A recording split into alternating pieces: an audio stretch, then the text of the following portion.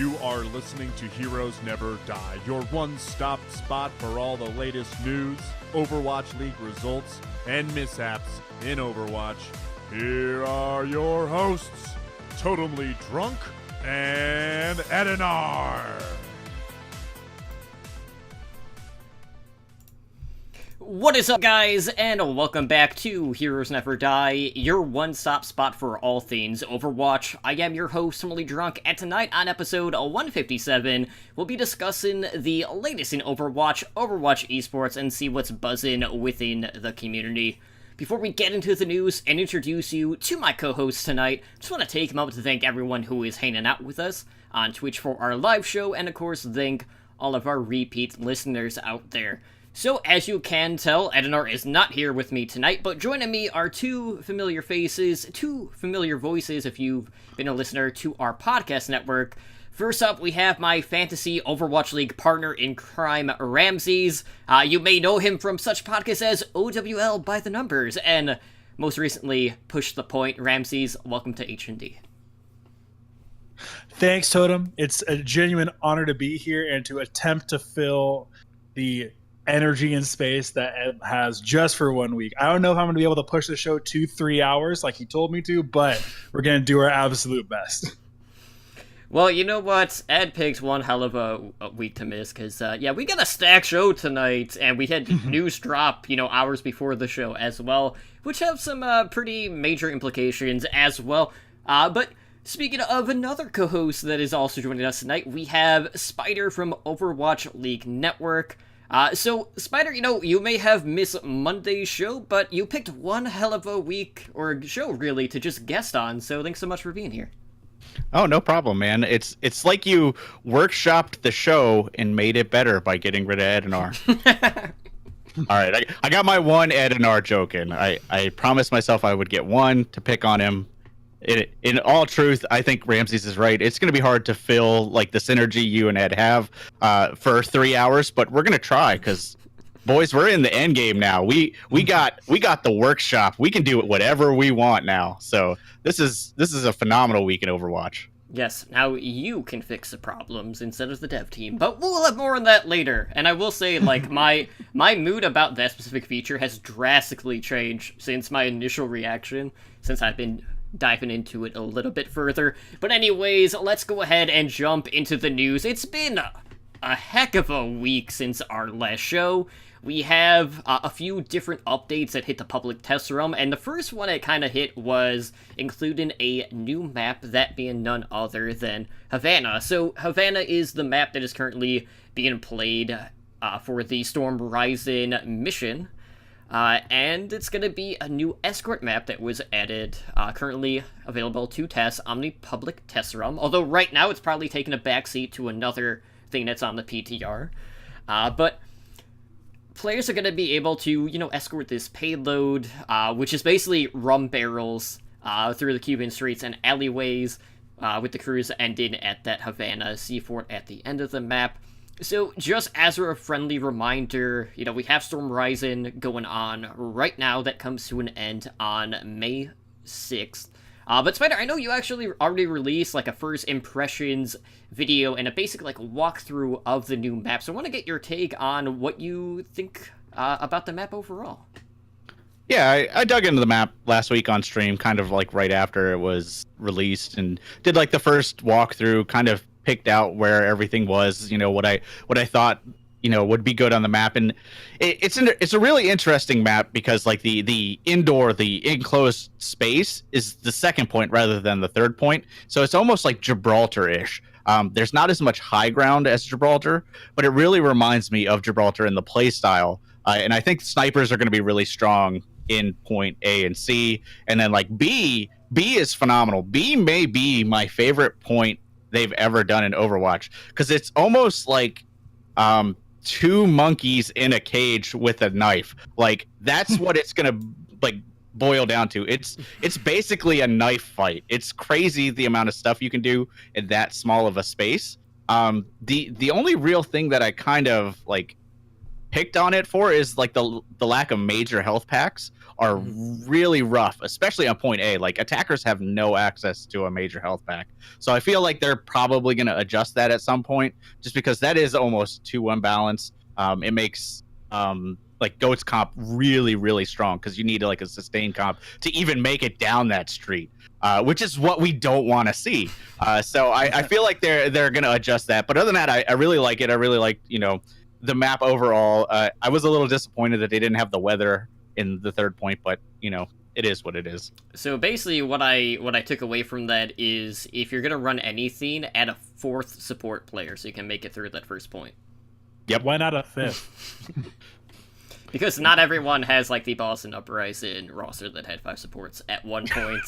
But it is worth mentioning that we do not have the weather effects. So Ramsey, do you feel like that takes anything away from the map, or do you like it being more lit up visually, just due to the fact that the weather has changed much for the better?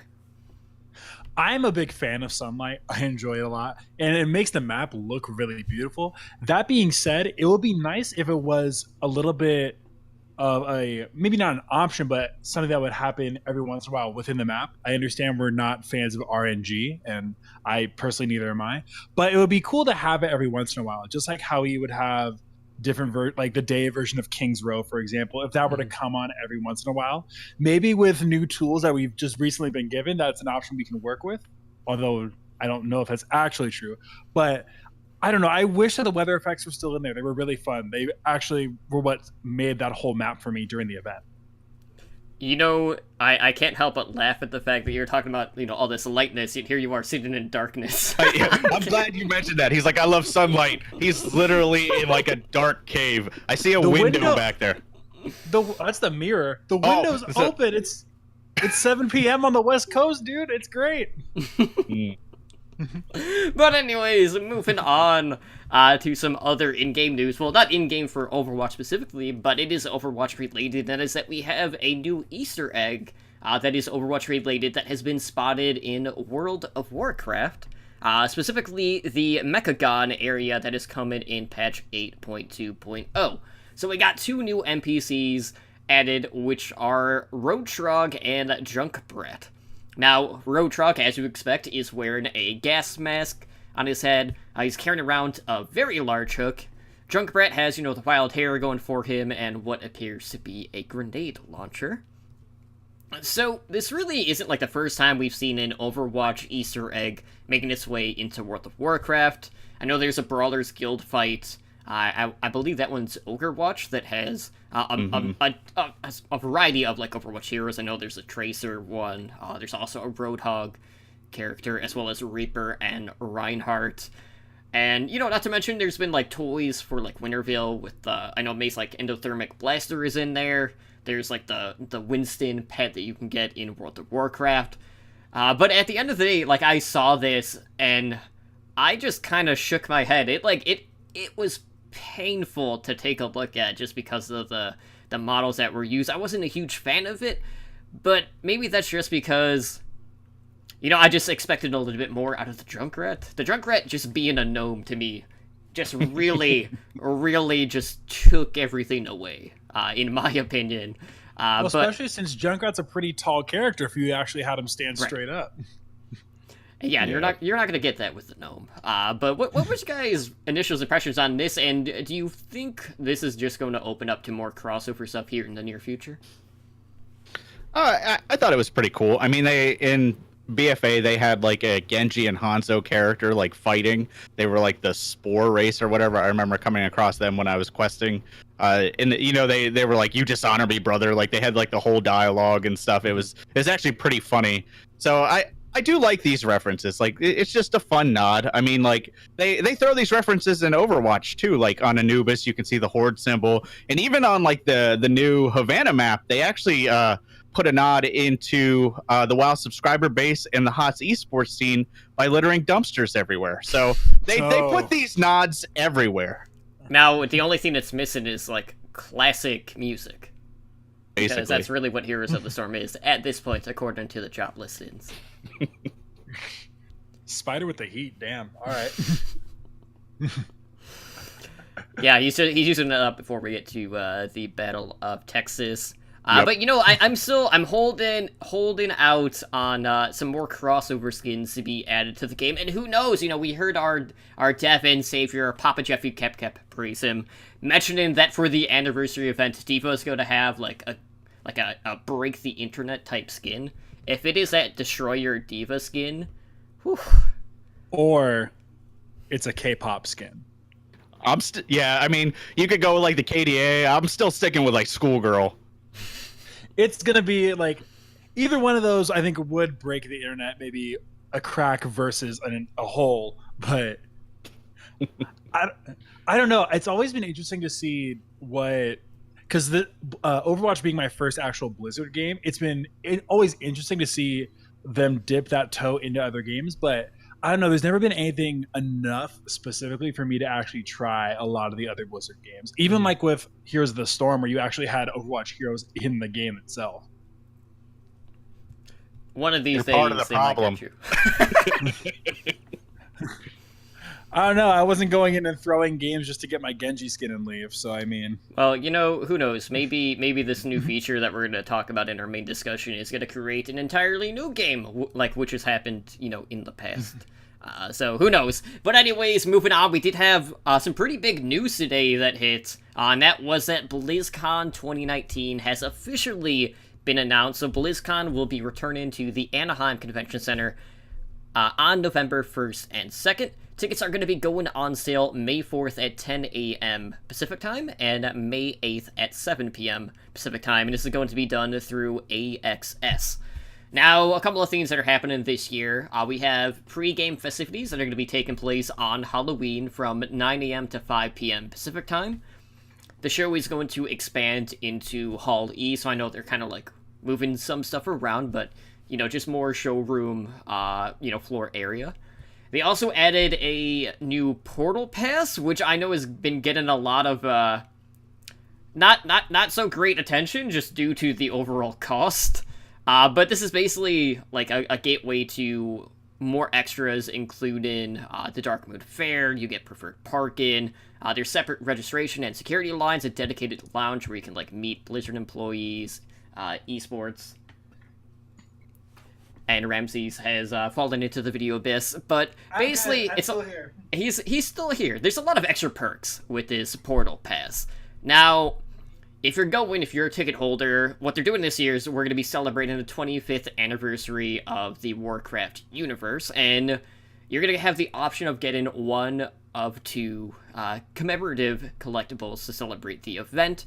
So you have the option of receiving an Orc Grunt or Human Footman statue.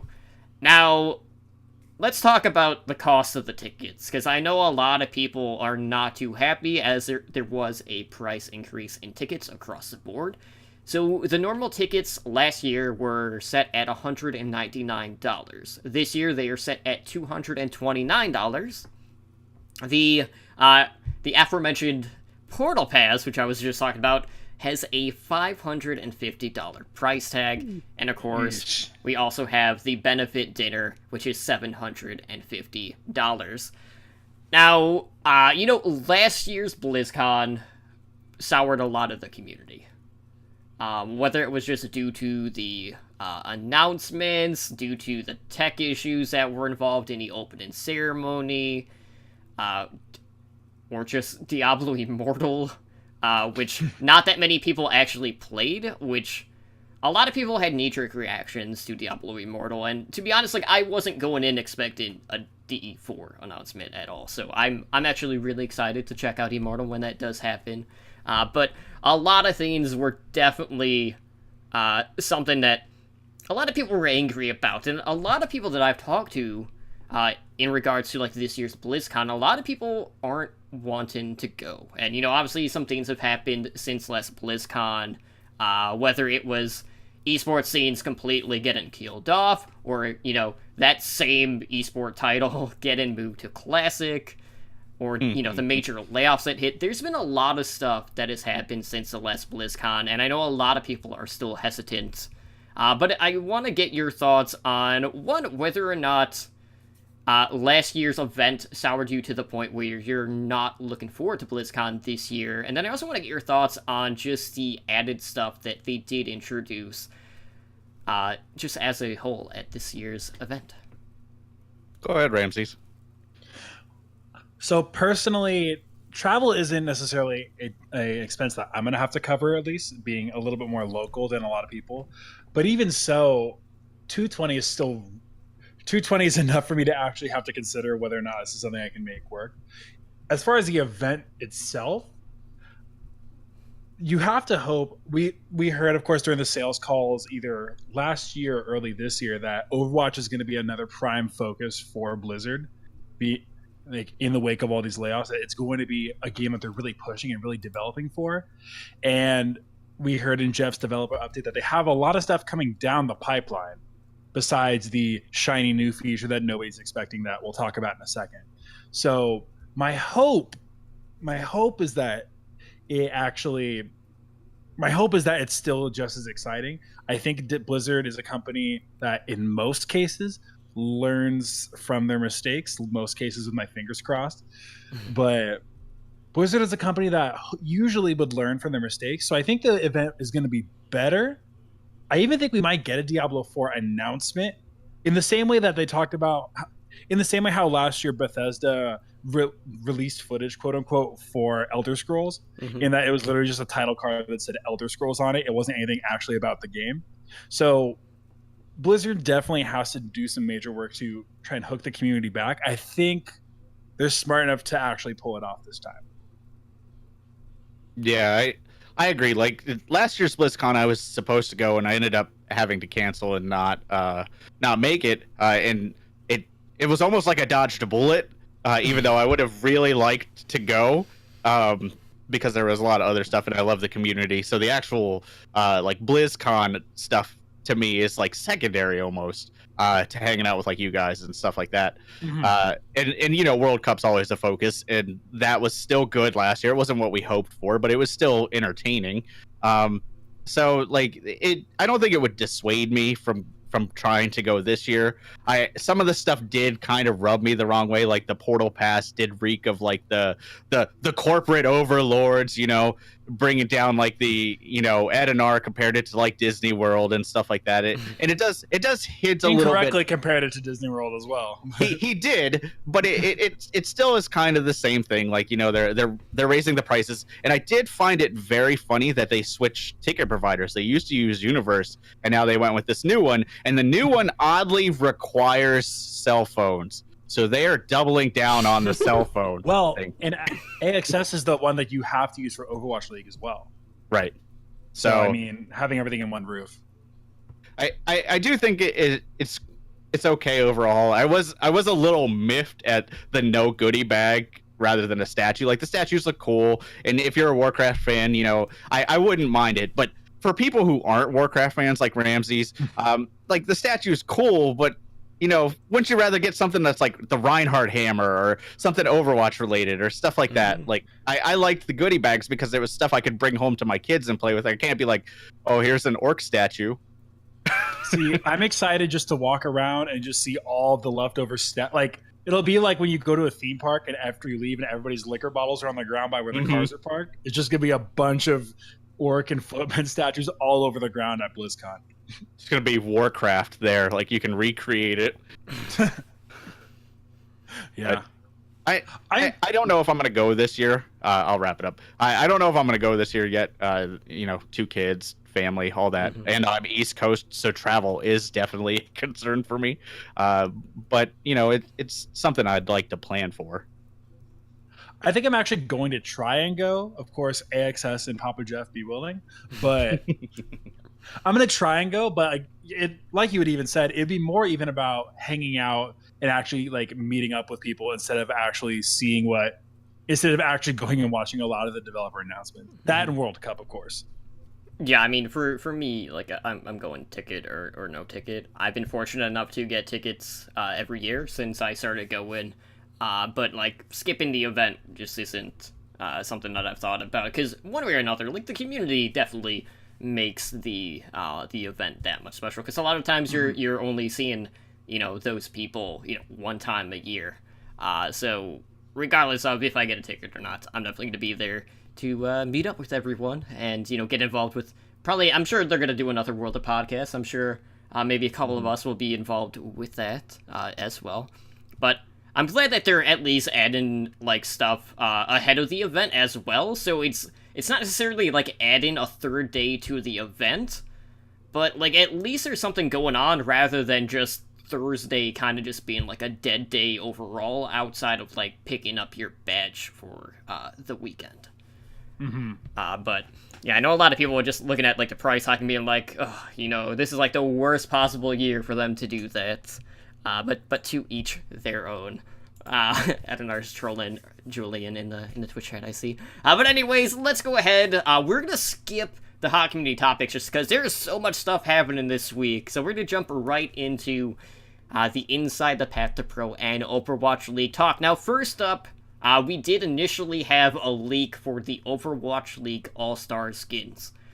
Now, we do know that as of today, the leak was legit, as this was announced on the Overwatch League Twitter account. We got our first closer look in, GIF form for the new Mercy and Lucio skin that we'll be getting. And just as a reminder, the All-Star event is going to be taking place between Stage 2 and Stage 3. This will be on May 15th and May 16th.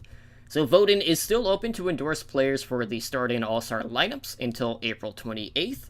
So last year we got Tracer and Genji, and it's going to be available for 200 Overwatch League tokens each. Now, I know when I first looked at this, I got, maybe some Pokemon Sun and Moon vibes, but it definitely feels, or looks like a lot similar to, World of Warcraft armor. Mercy's is very mage-driven. Lucio's reminds me a lot of, a Druid-type armor.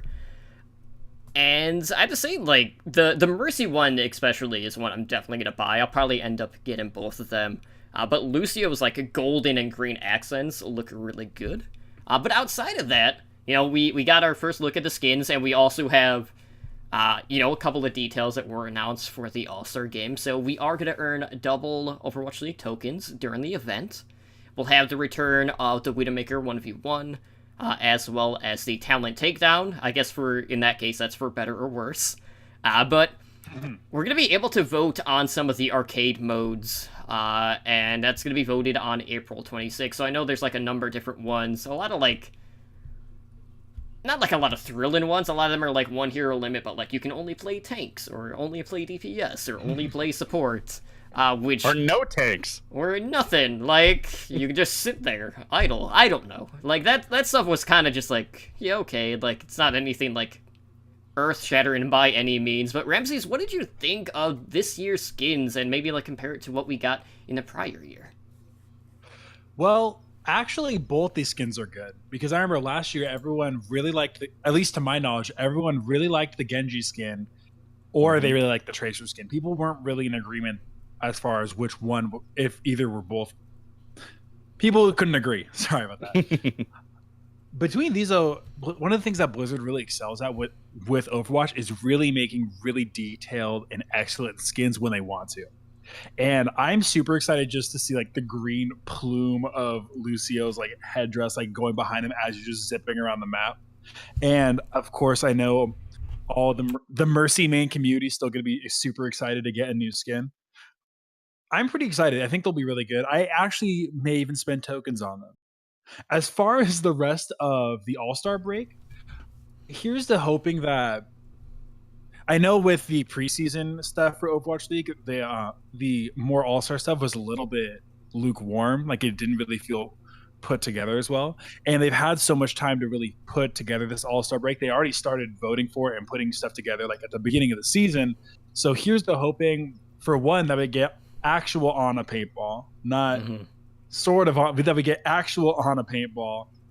And then here's the hoping as well that it's a lot more solid. And as far as the Talent Takedown was probably the most entertaining part of All-Star break last year. for sure. We got to see the Puck Fist, we got to see the Brenji. Yeah, a lot of that was just built from the trash talk element of it. Oh, and that was the best part. We're going to see Sideshow get wrecked again. It'll be awesome. I'm excited for it. Absolutely. Yeah, no, that I like both of these skins. I am a little disappointed, and people are gonna hate me for saying this, but I don't think we need another Mercy skin. Like, holy cow, they're really good at making Mercy skins. Like, I think this is probably the best one they've ever done. But did we really need another one right now? So I was a little disappointed in that, but the skin quality overall for both of them is much better. Like, I was definitely in the Genji camp last year. Like, even though I am Atlantic, like I should have been rooting for Tracer. I just didn't like the bubble head and the stuff like that. Like whereas Genji looked awesome, like his sword looked awesome, like everything about that skin looked great. Whereas this year, like we haven't seen them in game yet, but they both look good in the leaked images, and then the release that they had today, they looked good. So I am actually really excited for next year now, just because last year they did DPS, this year they're doing support, so next year is going to be tanks. So the tank skins are going to be crazy. Can you imagine like a super shredder level of like Reinhardt with like spikes on spikes and stuff like that? And the trash bag? Like the shiny trash bag that he wears for the cape? Exactly. So all of that. So I do like the All-Star skins. I'll buy both of them again. I bought both of them last year. I've been saving up tokens expecting them to be the same price as they were last year, so should be good to go at this point. Is Super Shredder Reinhardt also voiced by Diesel, or hopefully? I was going to bring that up as well. But Ramses, what I have to laugh about and bring up is when you were talking about the skins, you're like, yeah, they make really awesome skins when they want to, and I know Ed's handing out in chat. If Ed was here, I guarantee he would be like, except for the current event, because the current event like are pretty... a third of the skins in the current event are cool. I don't know. There's always like 2 to 3 skins every single event that feel like all right, like I guess. It doesn't matter. We got Hammond with sunglasses and the dramatic intro. That makes up for any like bad skins. I can't complain. That's true. And it is pretty nice. Well, anyways, we did get some additional BlizzCon news, and that is we have confirmation that the Overwatch World Cup is set to return in 2019. So we have quite a few stages that are going to be taking place during BlizzCon, and the format, basically we're going to have a preliminary round where we have the top 5 ranked teams receiving a bye. This is going to be an open single elimination bracket. So we have a group stage where we have the top 3 teams per group advancing to BlizzCon. So for Group 8, we'll have seeds 1, 4, and 5, as well as open 2 and 3, with B in seeds 2 and 3 with open 1, 4, and 5. Now, the group stage is going to be held on November 1st. All of the title matches will be held on November 2nd. Now, basically this year, we're going to have the expansion of international coverage. So, we'll have broadcasts in multiple languages again. All matches are going to be covered live on broadcast. And what's interesting is these countries are going to be seeded based on like a weighted point ranking system that is based on final placements of the previous World Cups. And then, if there's a tie, that will be decided by the most recent year's results, and if it, comes down to that, it'll also go by, head-to-head in the prior year's events. So, you have the 10 highest teams confirmed to compete at BlizzCon. Those teams are going to receive, full support. They'll get their airfare, transport, hotel covered. And I know our good friends over on Reddit came through to calculate what the top 10 in order would be. With, no surprise, South Korea, I mean, they've won every year, being the top one. We have Canada, China, France, UK.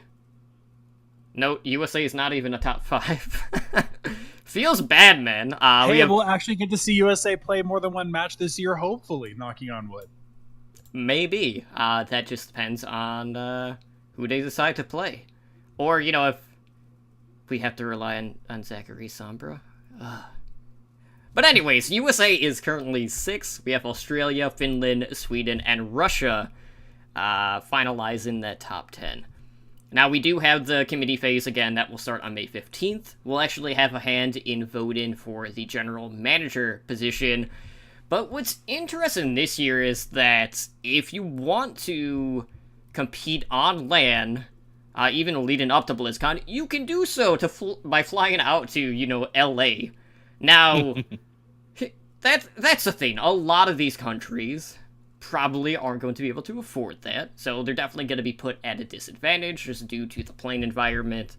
But I would not be surprised to see the community try to step up, maybe create some, crowdfunding efforts in order to, maybe get, like, Brazil to be able to fly out for the event, so they can make sure that they, qualify for that group stage, and maybe some of the other favorites that, unfortunately, aren't in the top 10 overall. But I know... for a while, there's been a lot of concern about whether or not we were actually going to be getting a World Cup, and it just comes to show, guys, Reddit is not always right. I know, shocker, right? The doom and gloom era, the World Cup being axed. Not actually happening, guys, so there is that.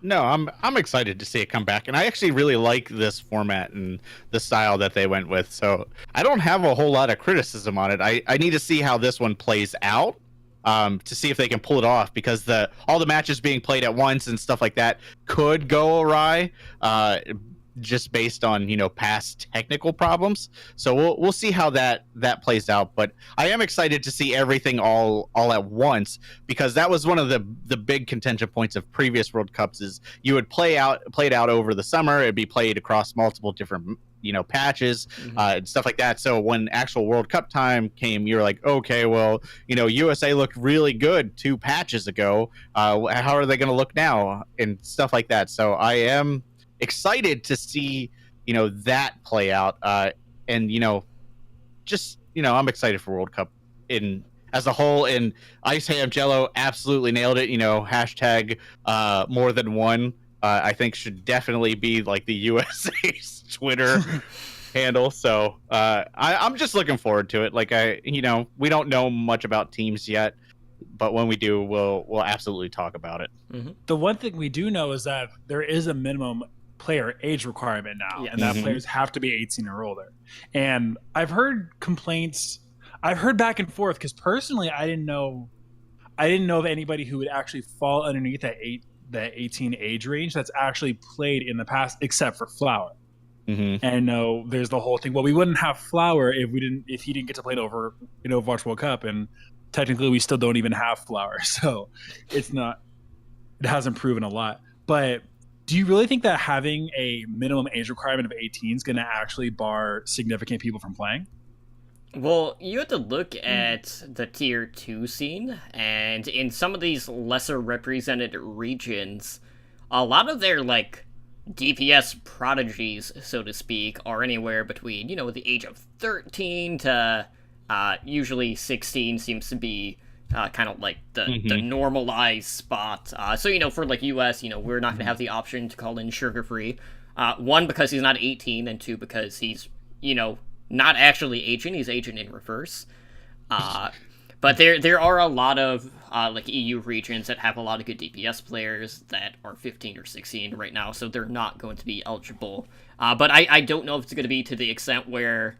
Well, it probably won't be to the extent where, they're not going to be able to field a team. Obviously, you're still going to have enough people in the region to piece something together. It just might not be the best form that you could have at the end of the day. Yeah, I mean, last year Leave was the big one. He's still not of age, or he might be coming of age now. He's very close. I think he was 16 or, so he was the big one last year. But there have been multiple people that this could affect, and like Totem said, it hurts the regions that have to pull from the Tier 2 scene, like those teams that we mentioned earlier, like Korea, China, UK, USA. That it's not going to hurt them that much. So they have a lot of talent. But these lesser regions, I don't want to say lesser regions, that sounds wrong. These less popular regions, that could definitely affect it. All right. Oh, we both... Sorry about that. Well, so yeah, your video is out right now, so I can't look over really quick. But anyways, let's go ahead and move on. So obviously, this weekend, we had the first homestand weekend, which we'll be previewing here in just a little bit. But we do finally have details being announced for the Atlanta Reign homestand. And this is going to be taking place at the Cobb Energy Center on July 6th and July 7th, which is north of downtown Atlanta. So we have tickets ranging anywhere from $40 for a single-day ticket. I believe they go upwards of like $280. But the teams that we're going to be getting for this homestand weekend, we have Florida Mayhem, New York Excelsior, Philadelphia Fusion, Washington Justice, Toronto Defiant, Guangzhou Charge, Shanghai Dragons, and of course Atlanta Reign, as they are serving as the host for that weekend. Now, this is going through Ticketmaster, so I know there's been quite a bit of gripes in regards to, handler fees, all of that stuff that happens with a lot of, ticket buying websites. It's not anything necessarily new. But it is interesting that they're doing this during July 4th weekend. So I don't know how much that's going to impact the ticket sales, if any, but I don't know, what the seating is at this venue, so I can't really compare it to the Dallas homestand weekend, as we do know, that one sold 4,500 tickets. But, Atlanta, they obviously, lost a friend, and, him not being there might, impact things a little bit. But at the end of the day, this is our first real looks at Overwatch League travel. We'll get our first look at it, this weekend on Saturday and Sunday. But all in all, I don't know if this is going to mean, maybe this is going to be, what Atlanta Reign is going to be competing at in the future for their home games, or if this is just kind of like a test of the market to see how much interest that they can drum up. But looking at the teams playing, is there any particular match that you would like to see, or just your thoughts on, maybe some of the ticket range that we got? Because $280 is pretty extensive for something that's just over a weekend. Yeah, I mean, the seating is less. It's much less than what we see in Texas. The capacity's a little under 3,000.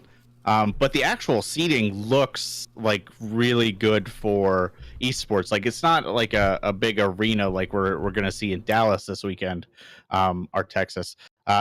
It's more so almost closer to a bigger Overwatch League venue. And they are selling really well. I'm looking at Ticketmaster right now, and a lot of the sections are sold out or have a lot of seats sold. So, but you can still get some, kind of close to the front, some still in the middle. So it looks like it's going to be a good esports venue. But yeah, it's definitely smaller than what we're going to see in Dallas this weekend. As far as the games and stuff, none of them, looking at the teams right now, none of them really excite me. I was sad because this is the closest one to me. So I could have actually made a weekend of this, driven down there, done Atlanta and stuff like that, and seen some. But the games, do I really want to go watch the Washington Justice play the Charge, or the Atlanta Reign play the Mayhem? The only team that is, I would say, is a top 5 team is the Excelsior right now. I mean, you can make an argument for the Fusion, maybe, but none of these games currently excite me unless some of these teams turn around. Now, had Defran been playing for Atlanta still, maybe I could make a case there. But as a whole, this homestand weekend is way less significant to me than the one that we're going to talk about for this weekend. Well, and especially with all of the stuff that's already connected to that's going to be happening at the homestand weekend. I was actually surprised because legit all it just says is on top of the matches, Homestead Weekend will include autograph sessions, a storefront, and, quote, community activation. So I have to imagine they're really going to look at what Fuel puts together for this weekend, what the activities are, what kind of event they actually throw, and that's going to determine what Atlanta actually does. Mm-hmm. Even so, though, the ticket prices, I don't know if I would say outrageous, but it's a lot. Well, even if you compare it to a normal event, $40 for a single day isn't terrible. But it's when you really get into the entire weekend where things really start to inflate at that $280 price point. But I know, in the podcasters Discord. A lot of people already acquired their tickets for this, so they'll definitely be hanging out there. I don't have word on whether or not they're going to do any sort of like meetup, but if they announce anything in regards to the Overwatch League podcast, I will be sure to let you guys know on that front. But let's go ahead and talk a little bit about some of the stuff that happened here in Overwatch League Stage 2, Week 3. So we got a couple of, some pretty notable stories, and then we'll kind of like go into some takeaways that we had from this prior week. So probably one that a lot of people have been talking about was the Atlanta Rain Week. It was a pretty crazy week for Atlanta. They started by snapping New York Excelsior's regular season win streak. So it looks like that New York regular season buffer has come to an end. Atlanta ended up taking that series 3-1, and a lot of that was backed by their aggressive play. There were a couple of times where they were even spawn capping New York Excelsior, which was always great to see. We also had the return of Dako, much to the chagrin of some fans. I know a lot of people were just kind of like throwing their shoulders up, being like, what the heck's going on? Because we saw like this off-tank rotation on this team. We've seen Fried in for, quite a bit of play. But Dako seems to be back, possibly. But anyways, like, one of the things that's definitely been all over social media or over on Reddit or just in the, this Discord chats is it seems like everyone is just taking a look at this and being like, they're spinning a story solely around New York and not actually about what Atlanta was doing in this series. And, a lot of that's just due to the fact that New York has just been so dominant in the Overwatch League outside of playoffs. Let's be real. But Atlanta's really been the other, solar coaster type team this year where, they seem to look really good one week and really shaky the next. There's been a lot of ups and downs with this team, so I want to get your guys' thoughts on how Atlanta approached this game and eventually how they pulled off this major upset, because for a lot of people, this was one of the bigger upsets that we have seen in the Overwatch League, especially in this current season. This is like we talk about it on our show all the time, but this is like the any given Sunday mentality, like anything could happen. But at the end of the day, this is kind of New York's MO. Like they always have that one game, like you mentioned earlier, and looking at their schedule, you can dare say throw out that dreaded S word that New York fans like to associate with it, because like that was their last game before their break this week. Then they're gonna play Atlanta again. So they could have just been like, all right, look, we're gonna try it. We're obviously not gonna not try, but whatever. If we lose, whatever. We have some wiggle room. So it was very like uncharacteristic. Like you want to talk up Atlanta because they did play very well. Like they had a very good game, but there was a lot of sloppy play from NYXL that we don't see. Like alt usage was just ridiculous that game. Like the support ultimates were all over the place. And one thing that I really noticed when I went back and watched it today again is JJoNak died a lot first, which doesn't happen ever. So that could be the key to beating New York. Like that might not be, them slacking off. That might be an actual problem for them, because it didn't seem like they had a plan B. Like when JJoNak died first, like the team was like, oh, okay, well now we have to actually kill something. Like what do we do? Like, okay. But at the end of the day, it was like a big upset, and it is worthy of talking about. But I don't think you should really paint NYXL in a negative light yet. Now, if they lose to Atlanta again in Week 5, then we're going to have a very different conversation, and it's going to be very negative for NYXL. But I think you're absolutely right. I think you need to just say Atlanta played very well. NYXL looked uncharacteristically sloppy, and Atlanta exploited that. So good for Atlanta. It definitely, we were talking about this on Push the Point. It definitely felt like, number one, New York spent most of their time preparing to play Philadelphia again.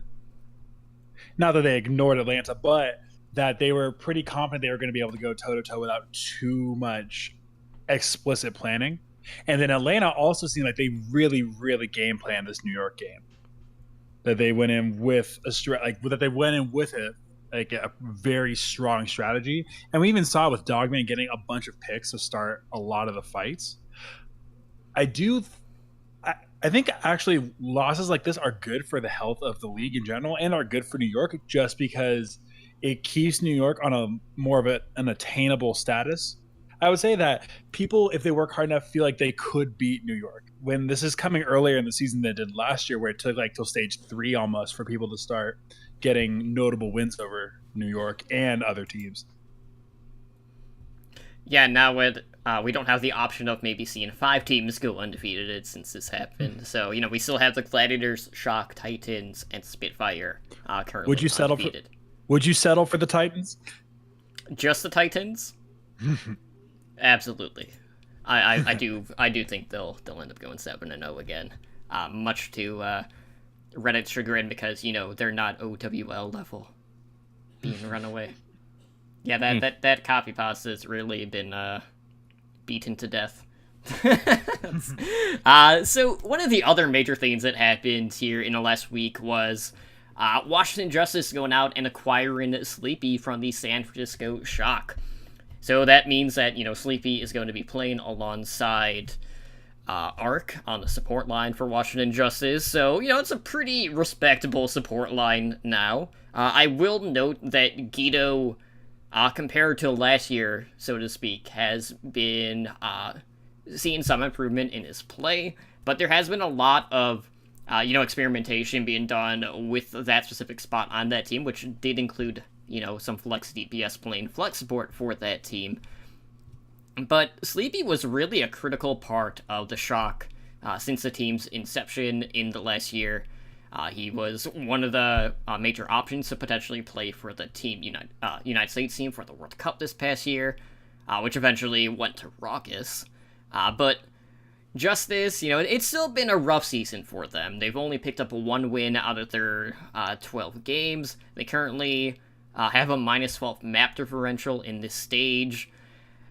But Washington seemed to be going with this mantra of going out and picking up people that are very popular players that are currently being benched by their respective teams. So I don't know if that's going to be a trend that's going to continue to maybe shore up some other lines on that team. But we did get to see Sleepy come in and play immediately with Washington Justice here in the last week. So I want to get your thoughts on just the overall signing, what that's going to mean for that support line, and maybe just some of your thoughts on how he did in his, so to speak, re-debut in the Overwatch League. I mean, they're still the Washington Justice, but I think this was a really good move for them. I think they're slowly trading up to be a mid-level team.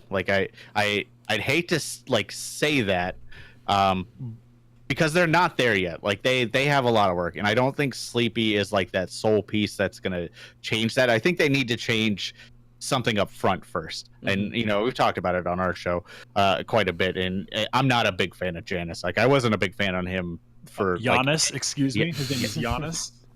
His name is that guy NYXL used to put in when they felt like giving the team a map. That's what he was, and he is he is a good player, but he is not to the caliber that this team needs at a front line, especially in this type of a meta where we're seeing tanks like Mono, OG, Super, tanks carry the team, they lead the charge, and Giannis is not that guy for this team. So I think Sleepy was a great trade, and he still looked pretty good. I think the Justice, for having only practiced with him for 3 hours prior to this match, looked competent. Like I said, they are making their way to be a mid-level team. I just don't think they're there yet, and I am glad that he is getting played because I always rooted for Sleepy. He's one of my favorite support players. So I am glad to see that he is, a starter on some team, even if it is the Justice currently. Well, and this is a guy who was really, really calling for playtime on San Francisco. Granted, when you're benched behind Violet, good luck getting that playtime. But this is a guy who really wants to play, really wants to be out there competing, and I got to give him props. Even with the 3 hours of practice time, he looked pretty good, as good as the Justice are able to look. And I think that you're seeing a little bit of cheering happen for Justice, a lot more. Not necessarily the pity cheers that like Shanghai would get last year, but you're seeing a little tiny bit of at least Burbank in the Blizzard Arena fan base for Washington. We know they have an actual local fan base as well. I don't think they'll get there this year, but I think next year we might be looking at a mid card team, like a lower mid card team. I think it'll be it's going to depend, of course, like you said, on the tank line, whether they get rid of Giannis or Sam, or they try to move that around, and whether or not if Wizard somehow magically evolves to the level of coaching prowess we were promised. But I think they'll be a decent team next year. I think they're still going to have a lot of growing pains this year. Well, I was just going to add in really quick, just at the end of the day, like they only need to have 2 fans there at the arena to have more fans there than the Florida Mayhem, since they only have 1 fan. Also, big F in the chat for the Houston Outlaws' dreams of eventually acquiring Sleepy. Sad times. Feels bad, man. But yeah, so we got to see Sleepy come in, play immediately. And, you know, it's interesting, too, because, like, they're kind of, like, moving away from a more Korean influenced roster to being a lot more mixed. So I don't know if that's going to mean, like, hey, maybe we'll try to go out and try to pick up McGravy for the front line, since he's, you know, currently trying to find a new team, since Florida Mayhem kind of made their adjustments, which has not quite paid off yet, but boy does it make him more entertaining to watch, as is the sign-in by the Washington Justice. But moving on to some of the key takeaways, we do have a lot of stuff going on that happened, and I'm gonna, like, briefly go over the stuff that happened really quick, and then, you know, you guys can share some of the stuff that had happened in the last week. So, we'd like to talk about Overwatch League records. There was a lot of stuff that happened here in the last week. We had the San Francisco Shock breaking the consecutive map win streak, which is 20 in a row right now. So they're 5-0 in this current stage. They picked up 4-0 wins over Toronto Defiant and the Hangzhou Spark. And they broke the record that was previously held by Julian's Houston Outlaws in Season 1 Stage 1, which, by the way, was against all garbage teams, so take that for what it's worth. It took the one thing we had to, the one thing that we could hold. So, you know, we'll continue to see that grow. So outside of that, we also have history for the Shanghai Dragons in the fact that for the first time ever, they have a winning record. At least in the stage. So, you know, there's that. They are 3-2 right now. An outside shot at potentially making the stage playoffs. But that being said, they do face the Washington Justice in Week 5.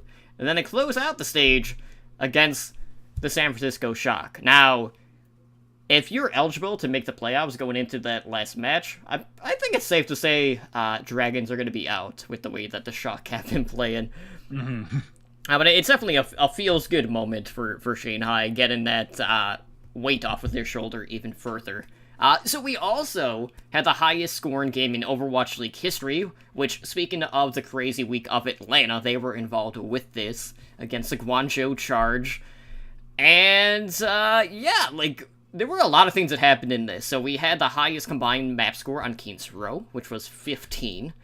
We had the highest map score on Hanamura, which was 13. And then we had the highest combined score overall in the series for map objectives, and that was 33.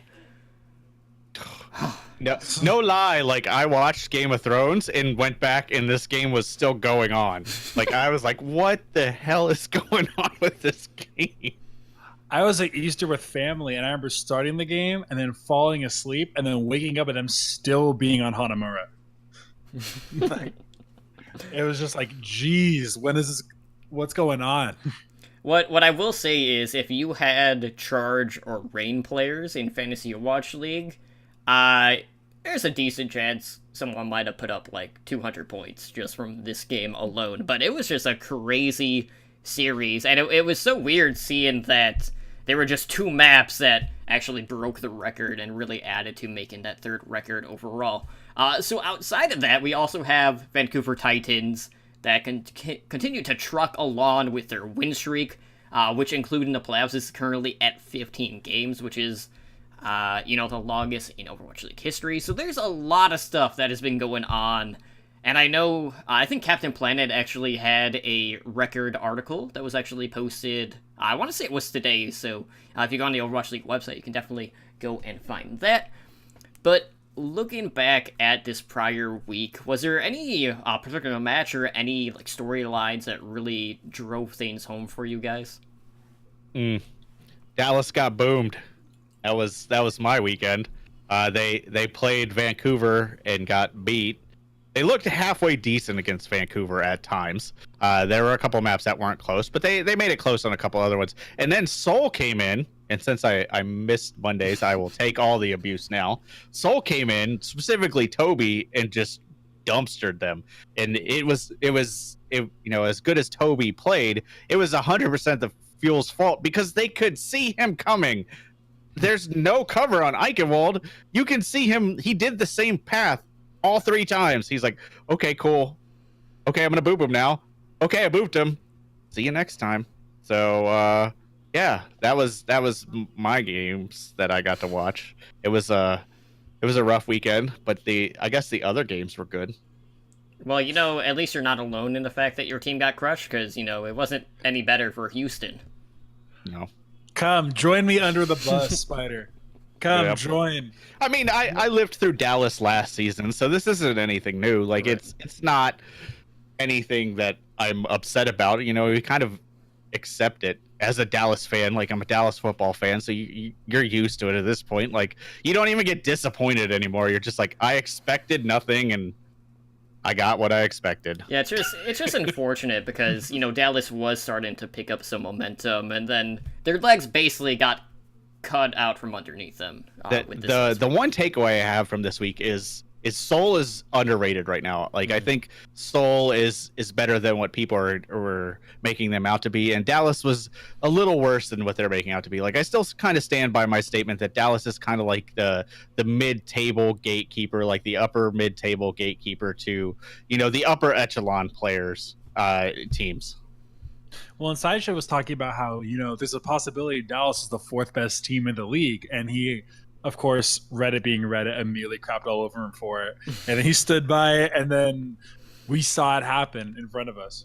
Which, Even I wouldn't say they were the 4th best team. Like, they have flaws. Like, I think Sideshow was optimistic, like we all want to be, because Dallas is if you listen to Oversight, Dallas is one of those teams that if Dallas does well, the league kind of does well, because Dallas has one of the bigger fan bases. It's kind of like Seoul. If Seoul does well, in Vancouver's, it gets a lot of hate, but they also have a lot of fans that came over from Runaway. So I think we want Dallas to do well, but I'm not that optimistic. Like I said, I think 7 through 11 is a proper place for them. I definitely could see them at a 7th place, because when everything's hitting, especially when Note is really pushing OGE and OGE's rolling, they're great to watch and they do super well. But there's always this narrative of, this team's really coming into their own and they're really doing well. And then it's because they got victories over teams that weren't great. Like, Dallas is coming into their own. It's like they beat Paris. Like, they didn't beat anybody else that was actually within. Barely. They barely beat Paris. They aren't beating people who are actually in their team range. I don't know. I still haven't fully been able to place trust in Arrow yet. Yeah, it's definitely an interesting case, because Dallas does have a lot of the fanfare, but it seems like every time they start to, piece together a couple of wins, then there's always that week that makes you realize, well, maybe we really are middle of the pack still, after all of this time. But the thing that really stood out to me, when I watched Dallas Fuel this week was that Watchpoint Gibraltar map in particular, where Zachary came out on the Mei, and they were basically stalling the underpass by contesting the payload, by throwing up an ice wall and then hiding in, like, the side room there. And I was just shaking my head. I was like, see, like, even Dallas doesn't want to fight right now. Because they're just hiding. And it was one of those scenes where, like, I know that was probably something that they planned out, but as a viewer, it just made me think, like, okay, this is just basically, like, abusing game mechanics. So, I don't know, that definitely rubbed me the wrong way, viewing that particular match this week with Dallas. See, I liked that strategy. I thought that was clever. I thought that was an interesting way, because they knew, like, if you can't beat them in a straight up fight, you got to find a different way. Like, this goes back to, like, the whole Monty conversation. Like, you need to find your own style, and if that style is Mei hiding in a corner to run out the clock, do it, because you're not going to beat him in a fight like that. So do what you have to do to win. Like, this is pro level. Like, run the cheese plays. Like, there is a place for that. It's one of those things that it's not going to work too many times before people catch on to it. But you got to try everything you can to at least win a map and not get boofed off of bridge 3 times. So we have a lot more to talk about Dallas, so I'm going to shut up now. Yeah, and to wrap up, that week talk, I will say, if you're stuck on the the bridge there for 5 minutes, chances are you're gonna get booped. And that's the only spot you can really get booped off that particular map. But anyways, speaking of Dallas, we got the Dallas Fuel homestand this weekend. So just as a reminder, guys, there are no games tonight, which is Thursday, as well as tomorrow. Games are Saturday and Sunday this week, and the times did change for this event in particular. So Saturday's games start at 9 a.m. Pacific time. Sunday, they start at 10 a.m. Pacific time. So just looking at the weekend of matches that we're going to have, we kick things off on Saturday with Paris Eternal going up against the London Spitfire. We have the Hangzhou Spark facing the Chengdu Hunters. Houston Outlaws will be going up against the Seoul Dynasty, and we'll close out Saturday afternoon with the LA Valiant facing Dallas Fuel, which leads into Sunday. At 10 a.m., we have the Hangzhou Spark facing Paris Eternal. We continue with Chengdu Hunters versus London Spitfire. Seoul Dynasty play LA Valiant. And of course, to wrap up the weekend, we have the Battle for Texas, which is taking place in Texas. Now with, correct geography with the map, because they kind of mix up the two. So bad. Two cities. But anyways, we have Houston Outlaws facing the Dallas Fuel, which is definitely going to be the marquee match of the week. But kind of like going into this, London right now are currently undefeated in this stage. They are 4-0.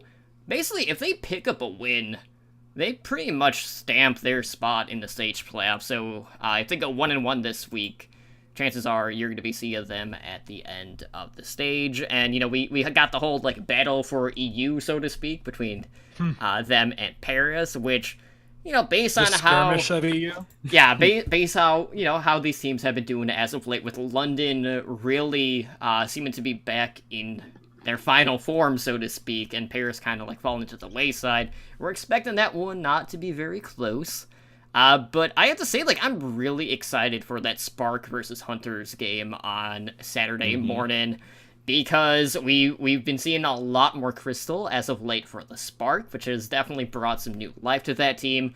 Hunters are always running the DPS compositions, running a lot of substitutions, and, it's interesting to see how they handle that as opposed to other teams, because I feel like a lot of other teams are more calculated when it comes to their substitutions, and then the Hunters are just, throwing the rules out the window at this point whenever they make theirs.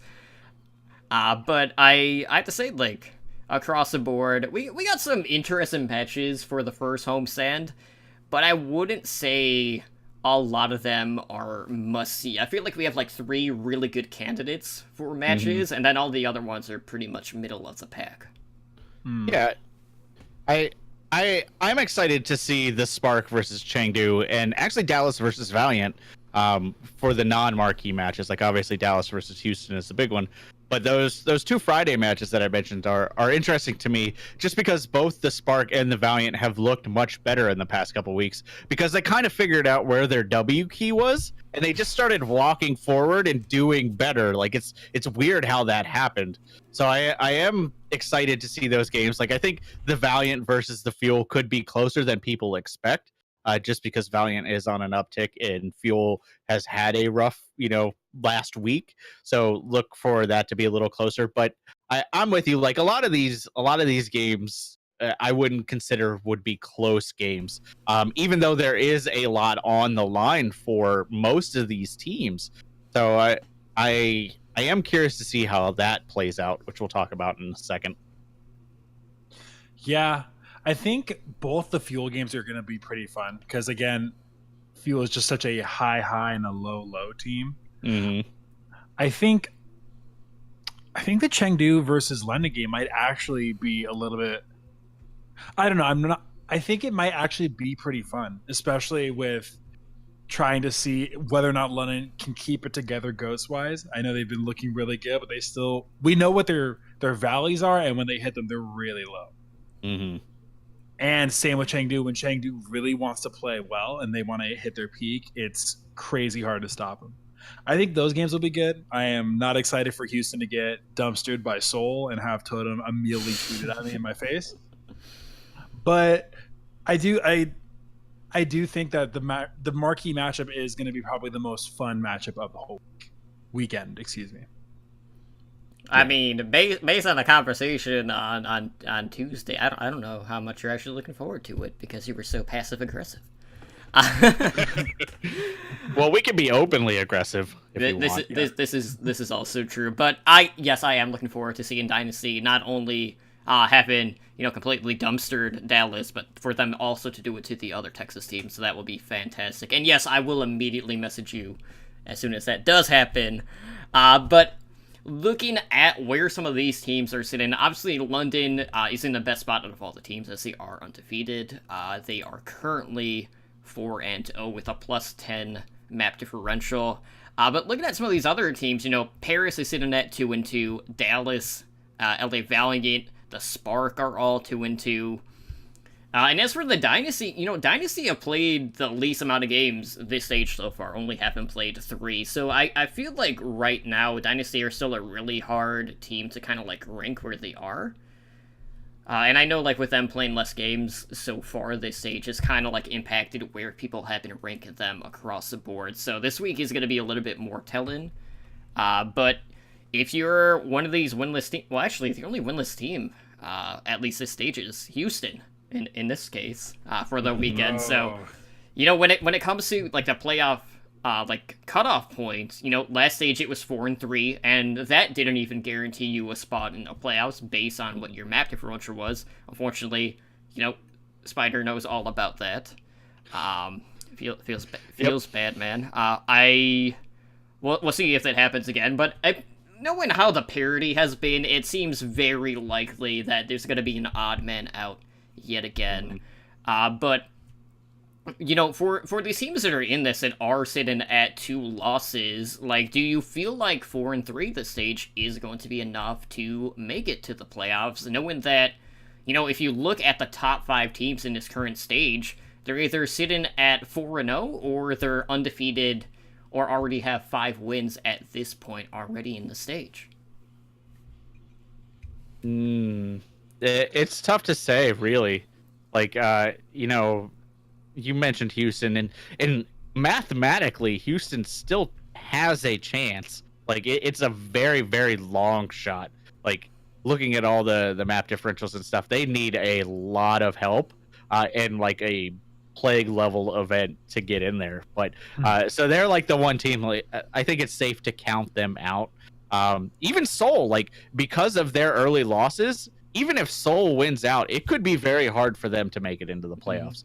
And the rest of these teams that are 2-2, I think you're right. It's going to be very close, and this weekend is make or break for those teams. Looking at all of those 2-2 teams in week 5, they all play dumpster level teams. Like it's almost sad.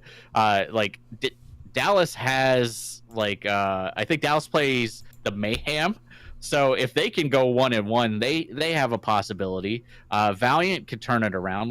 This is probably the most important weekend for the playoff picture. By next weekend, we will have a good idea of probably most of the playoff picture. Definitely. I think that if you're going into this weekend, you got to hit both games if you want to make it into stage playoffs this year.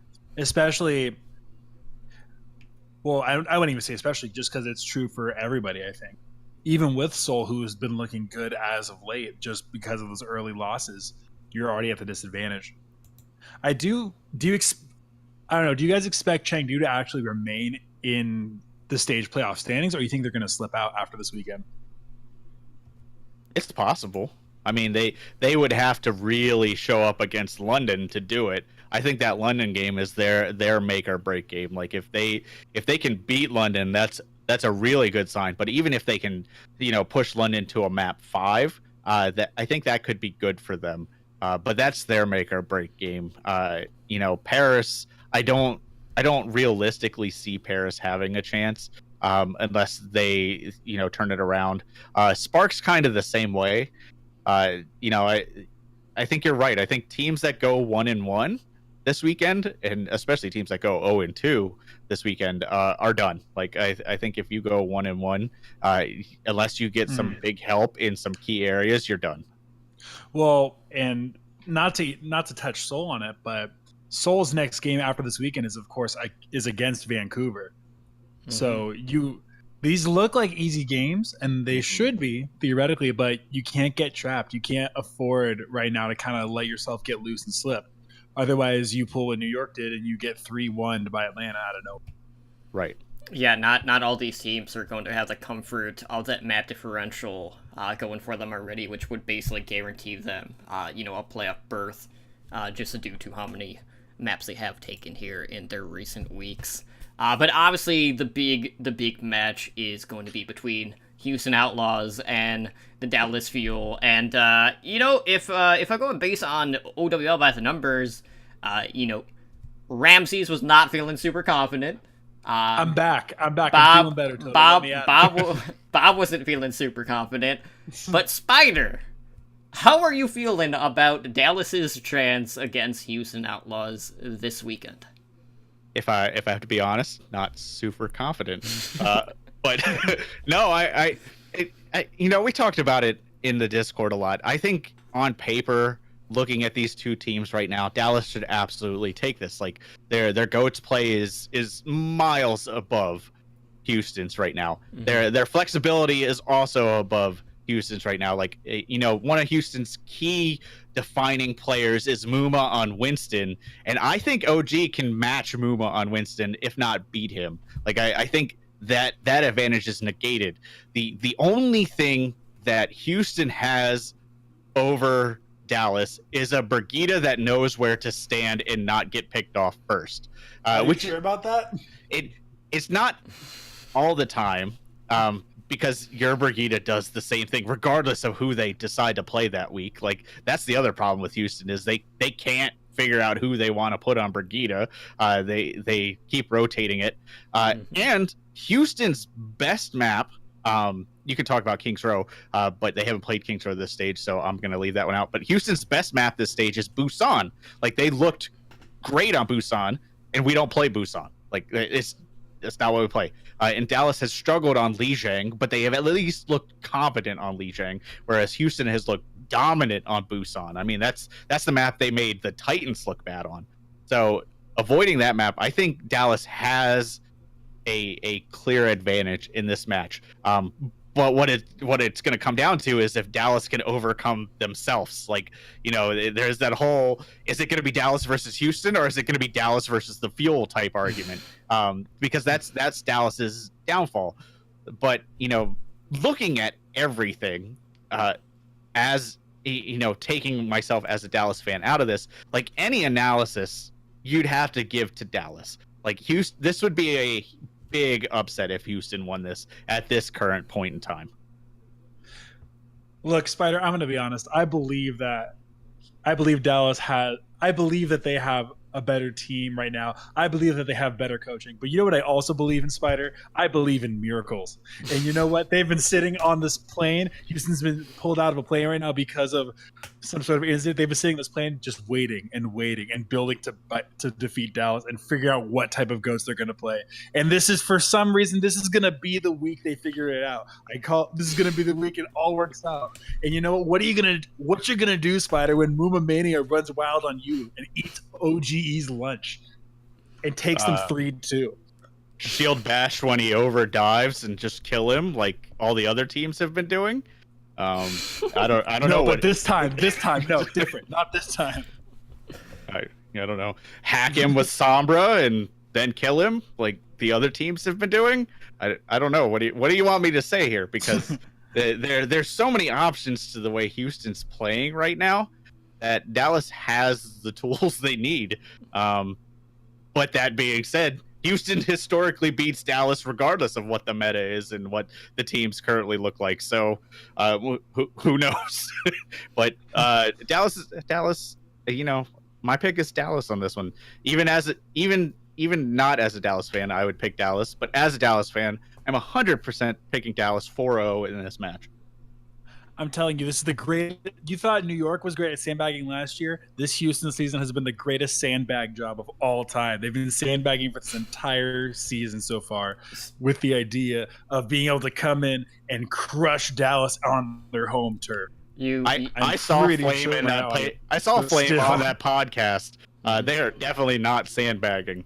And to that point too, Ramses, you know, I was saying the same thing about the Dynasty last season. We're like, yeah, we're not going to make any of the regular stage playoffs, but come season playoffs, we're going to make it in. And sure enough, that did not happen. So, you know, I don't think that's going to bode too well for Houston Outlaws this weekend. No, this is going to be the week, Toto. This is going to be the week. I'm telling you, this is going to be the magic week. Somehow it's all going to work out. Realistically, though, I agree with you, Spider, that Numa has... I do think somehow, through some stupid reason, Houston is going to pull this off 3-2. But I think... Nope. See, you got to stop there, because Houston does not win map 5. Like, you can't take this 3-2. You either take this, 3-1 or 4-0. You do not win map 5. Like, Houston has won, like, one map 5 ever. Well, if Dallas gets a 4-0, I think it was Harry Hook saying that he would dye his hair and beard pink. Bob made a great point that if you just beat Dallas on the first 2 maps, they pretty much roll over at a certain point. That every time they've been losing 2-0 at the beginning of a game, they end up getting 4-0'd. Bob's right. I mean, that's not a wrong assessment. Dallas has never pulled off a reverse sweep. So that is not a wrong assessment. And had you guys played Busan, I could have made an argument that might happen. But it's not. Yeah. Well, Busan hasn't even been a guaranteed win either, because no. What happens a lot with Houston is when they do bring Linkser in on Busan, they start out great. They get first control, they bring it all the way up to 99%, they lose control, and then the other team just takes it back. I don't know why that keeps happening, but, it's at least nice to see Linkser pop off, but for whatever reason, they just can't close out that particular map type across the board. But one way or another, I'm sure this could be a very, very energetic crowd for that particular match. I'm really curious to see, what the split is going to be between Houston fans and Dallas fans at that venue. And we'll see if it's going to rival the crowd in the Blizzard Arena for the Battle for Los Angeles. So I'm definitely anxious to check that out. Did either of you see OGE's interview response where he was talking about how it's like, I don't want to just beat Houston. I want to 4-0 Houston. I want to crush Houston. I want to completely destroy Houston. I did like that he had to afterwards clarify, look, guys, it's just in fun. It's just trash talk. Stop taking this so seriously. Well, then Boink everyone was like, Houston isn't saying anything, and then someone dug up a Boink response of I'm super excited to beat Dallas 3-2 in their own stadium, which again, your principle, that implies they have to win a map 5, which we know how great Houston is at winning map 5s. So yeah, not. But anyways, let's go ahead and jump into our main discussion for tonight, which was actually a new feature that was added to Overwatch that is available to test right now on the public test realm. Now, our Devin savior, Papa Jeffy Kepkep, praise him, he was back this week with a developer update which introduced this new feature, which is the Workshop.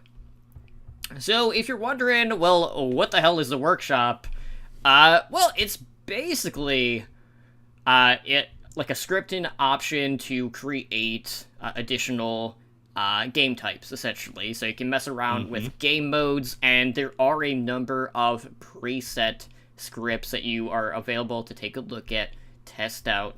You could edit them. What's really nice about this is basically, like, this is crowdsourcing introduced to Overwatch and Moddin, essentially. So players are able to go out and come up with, like, these really wacky things. Whenever you save a script, you're able to get a code, which you can copy and import. So if you like a game mode that someone has created, you're able to import that script and save that to your own files. But looking at the presets, we have, I want to say there's 9 total. We have Molten Floor, which is exactly what it sounds like. The floor is lava, so if you're on the ground, you're going to be taking damage.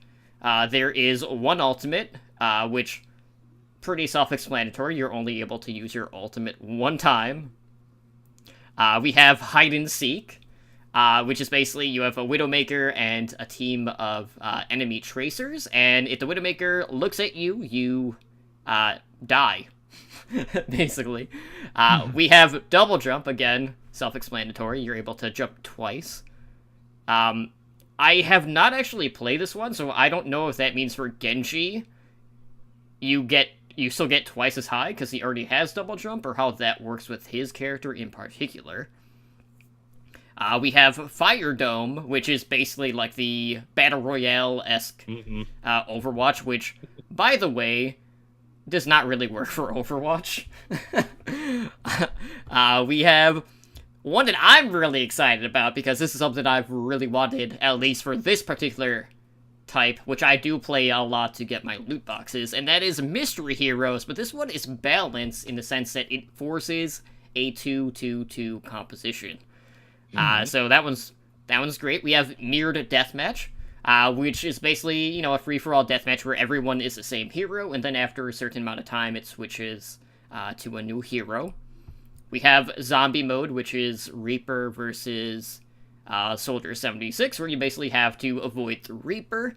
And then there's also another FFA deathmatch one called Hero Gauntlet, where basically in order to win, you have to get a kill as every single hero that is in that pool.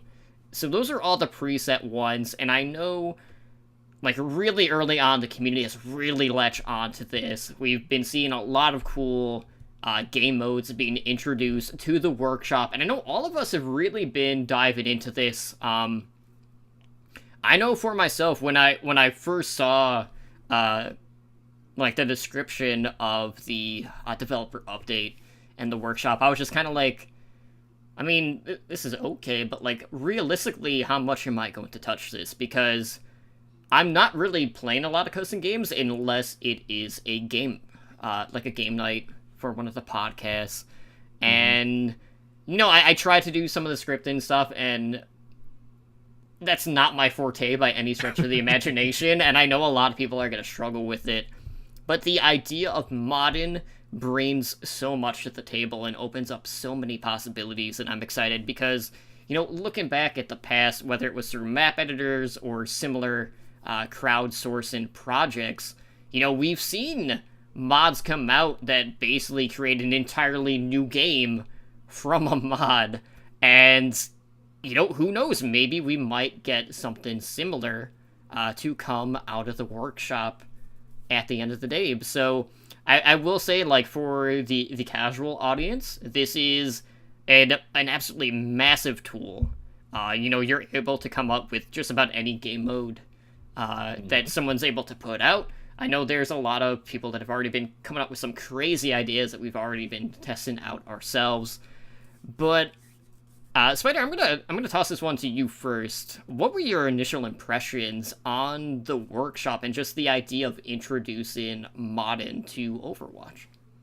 Oh, I was super excited for this. I mean, I'm a programmer for my job, so this is just like, oh, cool, I get to do that stuff in Overwatch, which I really enjoy. And you're right. Like right now, it's kind of like the sky is the limit type of thing. Like you can prototype certain heroes, like you can do stuff like that. Like not everything is accessible. Like there's some things that you just can't do yet. Like you can't call other models that aren't heroes. So like somebody was like, hey, can we make Bob a playable character type of thing? And you can't realistically do that yet because you can't swap to models that aren't, like I said, heroes. But there is so much stuff you can do with this. Like you mentioned, like balanced mystery heroes. Like I got roll queue working the first night. And I'm currently working on scripting like a Force 222, which takes a lot more scripting than just roll queue. Like it's easier to say slot 1 is a tank, slot 2 is a tank, you know, stuff like that type of thing. The zombie mode could use some improvements. Like I want to get it closer to like what Halo's infection mode was, where you're not just playing like keep away from the Reaper. You can actually fight back and score points and stuff like that. So this is huge. Like there's so many game modes. Like we were talking about it at work today. Like you can make like Juggernaut King of the Hill, where you just, you know, the person on the hill is stronger, and then, you know, stuff like that. Or like Free for All King of the Hill, where you have to kill the king, and then you become the king and you're stronger. So you kind of have to work with other people to kill the king, but then you obviously don't want the same person being king over and over again. So there's like the possibilities for this are almost limitless. Like, you know, the only thing that's missing is a map editor, which Blizzard is I'd say 90% not going to give us, because they're very with Overwatch, like they treat geometry very, very seriously.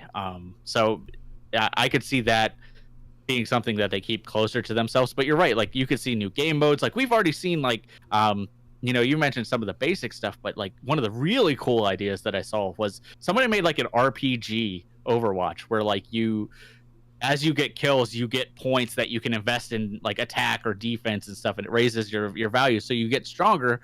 But you get more points based off of like harder kills. So, you know, if you take down the big guy, you can get like a 10-point bump, and then, you know, you're the big guy and stuff like that. And it just helps you get more kills. Like it's an interesting deathmatch style. That being said, you're right. Like when he said this is like a super user function, this is absolutely a super user function. Like you have to have some kind of coding background to have the patience for this. Like even I at times am like, why did they design it this way? Like if they gave you like an actual like input, like text input where you can just code, would be so much easier. Like the UI is very non-intuitive, so it's going to take some time to get stuff together. But this is like my reaction initially is the same as my reaction now. Like this is huge for Overwatch. Like this is pretty much what Overwatch needed going into its third year to sustain Overwatch's popularity and actually start bringing people back. It's just, you know, amazing, and it's the, you know, he said there was something coming that we didn't expect, and I don't think anybody expected this, and this is a great feature. Yeah, I'm in the same boat as Totem, where when I initially saw this announcement, I really wasn't enthused about it at all. I didn't really think about I mean, yeah, this is cool. Somebody's going to be able to make different game modes, but I didn't really think about all the possibilities we could see. But the more that I'm seeing as far as different game types, like the stuff you're talking about with them doing RPG elements in it is ridiculous. This is how we get the more fun game modes of games. Like when we were talking off stream, what I've been comparing it to is Griffball in Halo. That this game mode that somebody put together just on a random day, and easily my favorite experience playing Halo for years. So this definitely is going to be a life extender for the game. And I think this is going to bring, like, I agree with you, Spider. This is going to bring some people back now that we have an actual option to work with outside of ranked play or quick play, something that we can do a lot more on our own terms. I'm excited to see how this keeps continuing to develop as people get more accustomed to the tools and really get used to what they can actually do with the system. Totem in chat linked like the Google hold on, spreadsheet. I think that's the wrong link. Hold on. Oh.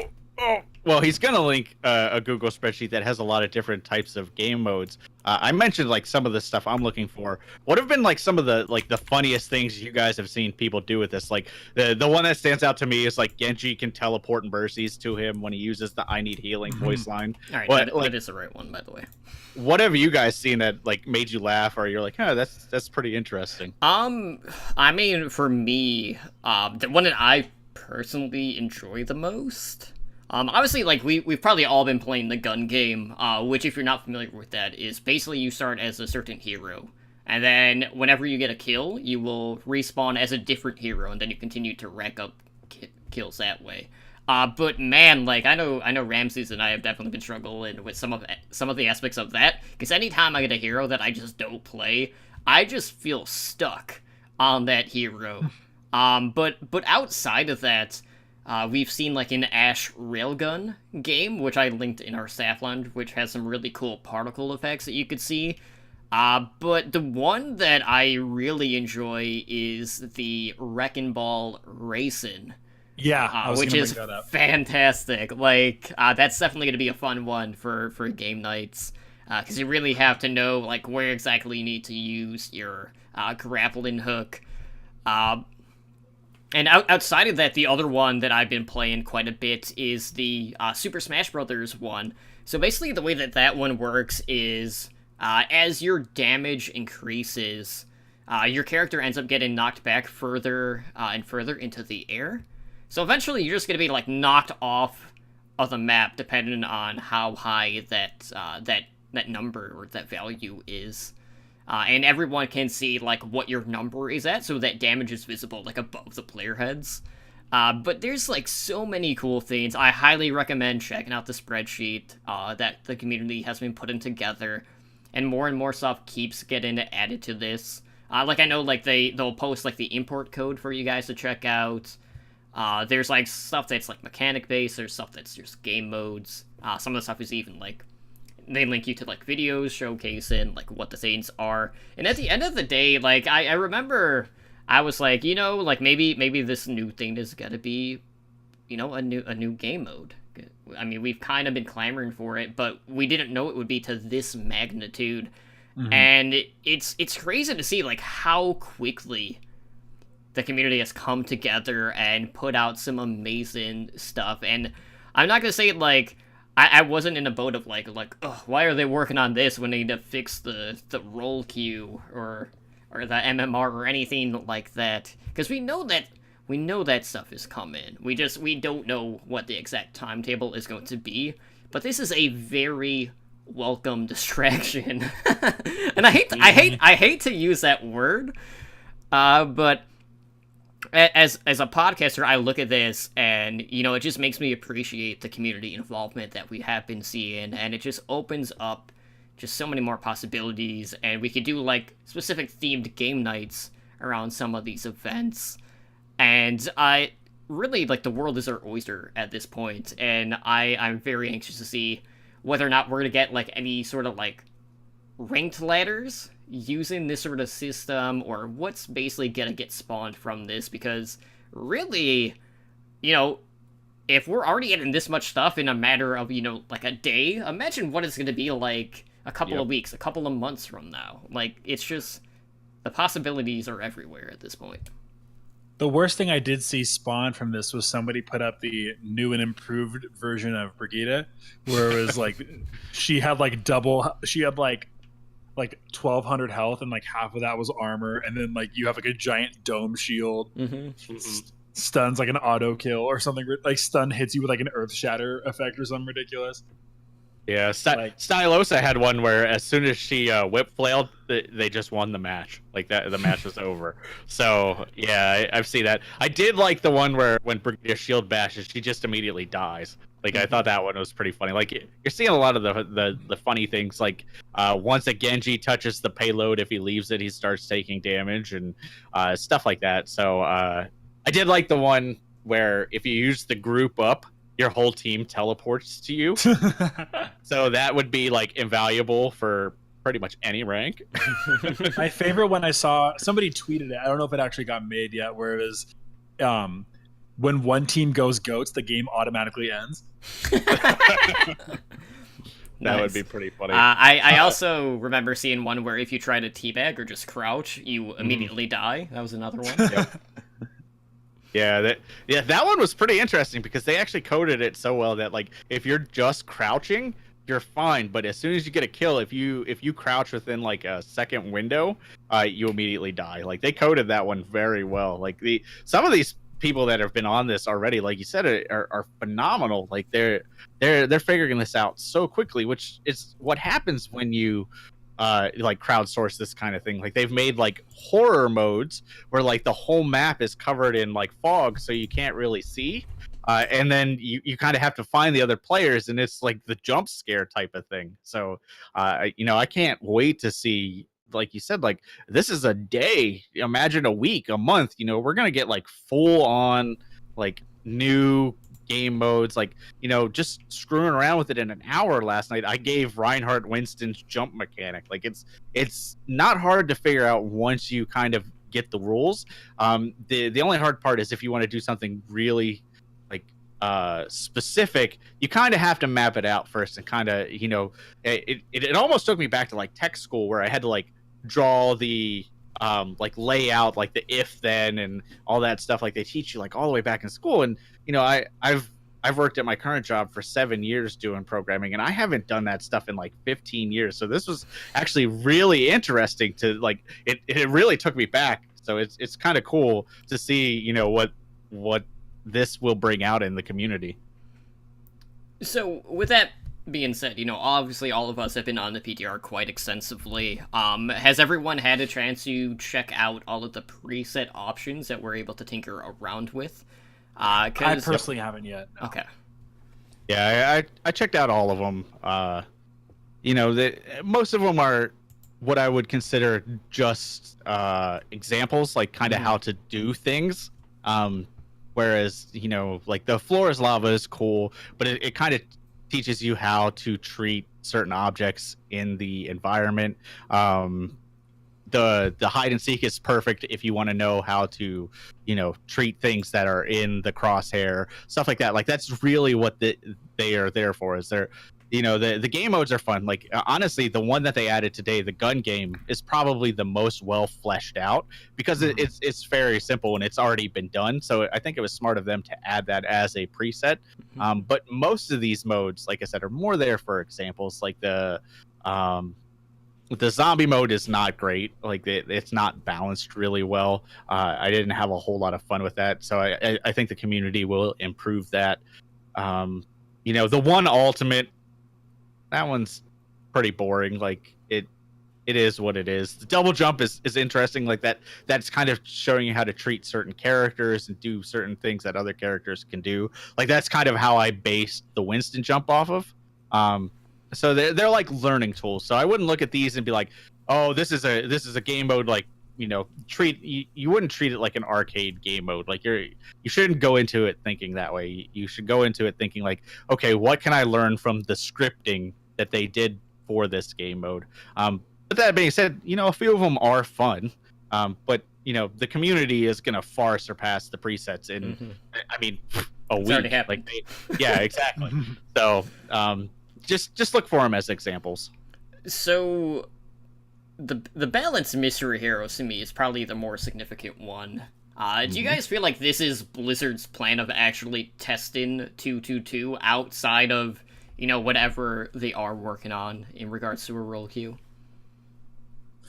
I think possibly. I know that it's something that they've been vocal that they've considered and that they've been testing, but that, of course, you can test everything extensively in a controlled environment with Blizzard employees, but once it goes out into the actual player base, it's a completely different matter.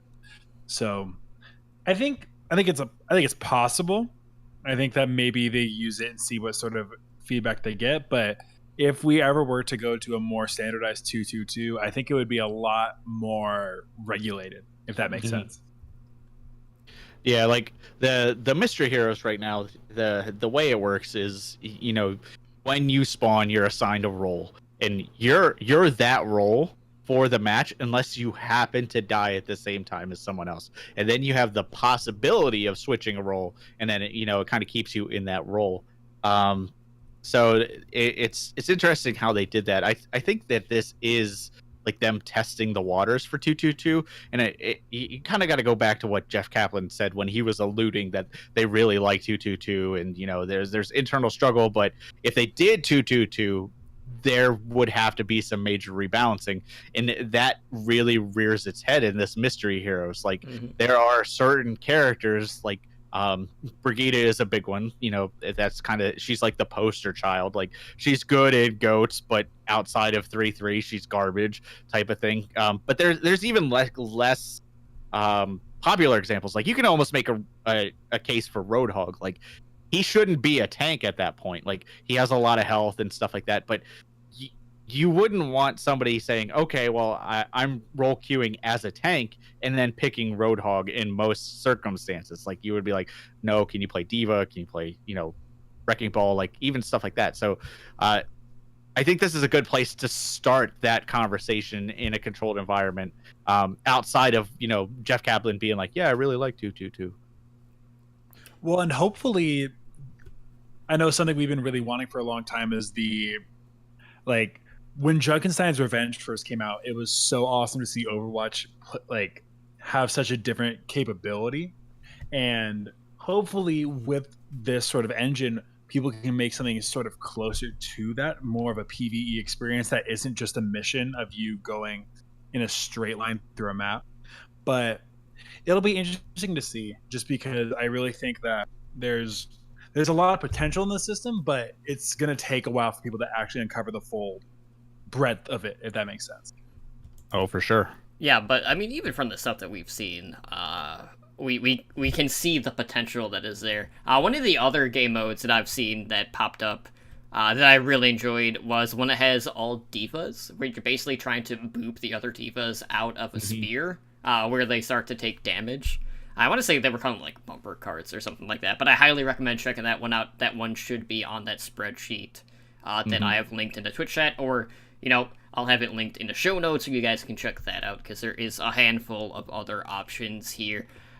So, early impressions across the board, very positive. We'll see how the community involvement is going to continue to expand as more people are going to test this. And it is important to note, this feature isn't just going to be for PC. It will come to, Xbox One and PS4 whenever it is off of the public test realm.